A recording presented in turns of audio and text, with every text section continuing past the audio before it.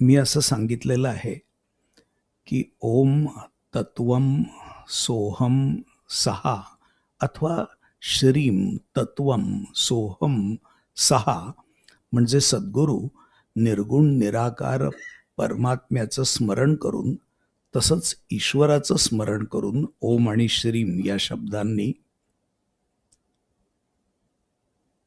शिष्याला ते अव्यक्त अचिंत्य परमात्म तत्वच तू आहेस असा उपदेश करतात. तू अज अव्यय परमात्मा आहेस, तू देह मन बुद्धी नाहीस असा सद्गुरू शिष्याला उपदेश करतात.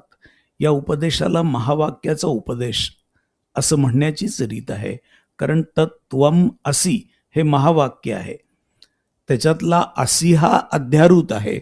सद्गुरू म्हणतात तत्त्वम